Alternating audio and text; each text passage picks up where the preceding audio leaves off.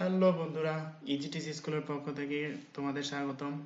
আমি এমডি শাহাবুদ্দিন বিজয় আছি তোমাদের সাথে।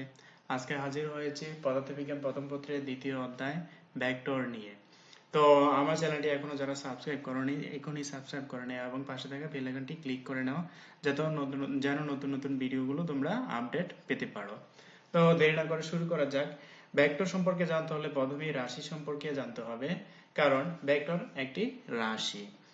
তো রাশি বস্তু জগতে যা কিছু পরিমাপ করা যায় তাদেরকে রাশি বলে, অর্থাৎ যা কিছুই আমরা পরিমাপ করতে পারবো সকল কিছুই রাশি।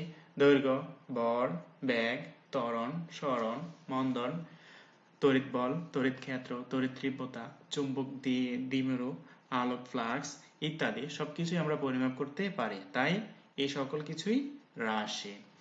বস্তু জগতে সকল ভৌত রাশিকে বর্ণনার জন্য কোনো কোনোটির দিকের প্রয়োজন হয়, আবার কোনো কোনোটির দিকের প্রয়োজন হয় না। দিক বিবেচনা করে যাবতীয় রাশিগুলোকে দুই ভাগে ভাগ করা যায়, যথা সদিক রাশি বা ভেক্টর রাশি, অর্থাৎ যে রাশির দিক থাকবে তাই ভেক্টর রাশি। নির্দিক রাশি বা স্কেলার রাশি, অর্থাৎ যে রাশির দিক থাকবে না তা স্কেলার রাশি। ভেক্টর রাশি যে সকল ভৌত রাশিকে সম্পূর্ণরূপে প্রকাশ করার জন্য মান ও দিক, খেয়াল করো, মান ও দিক উভয়ের প্রয়োজন হয় তাদেরকে ভেক্টর রাশি বলে, যেমন ত্বরণ, ওজন, বেগ, সরণ, বল ইত্যাদি। আমি যদি তোমাদের প্রশ্ন করি তোমাদের কলেজটি কোথায় অবস্থিত, নিশ্চয়ই উত্তর করবা 11 কিলোমিটার দূরে অবস্থিত। যদি বলি তোমাদের বাড়ি থেকে কলেজটি কত কিলোমিটার দূরে অবস্থিত, তখন নিশ্চয়ই উত্তর করবা 11 কিলোমিটার উত্তরে অবস্থিত। সুতরাং এই যে 11 কিলোমিটার এটি সরণের উদাহরণ। সুতরাং সরণকে প্রকাশ করতে গেলে দূরত্ব অর্থাৎ কিলোমিটার এবং দিক অর্থাৎ উত্তর দিক দুইটারই প্রয়োজন পড়ছে। সুতরাং সরণ একটি ভেক্টর রাশি। ভেক্টর রাশি ধর্ম, ভেক্টর রাশিকে সম্পূর্ণ প্রকাশ করার জন্য মান ও দিক উভয়েরই প্রয়োজন হয়। শুধু মান অথবা শুধু দিক অথবা উভয়ের পরিবর্তন করলে ভেক্টর রাশির পরিবর্তন হয়। ভেক্টর যোগ, গুণ, ভাগ, বিয়োগ ইত্যাদি সাধারণ বীজগাণিতিক নিয়মে হয় না, এদেরকে ভেক্টর জ্যামিতির নিয়ম অনুসারে করতে হয়। আমার পরবর্তী ভিডিও হবে কিভাবে ভেক্টর রাশি যোগ, বিয়োগ, গুণ, ভাগ এবং বিভিন্ন প্রকার ভেক্টর রাশি আছে তা নিয়ে।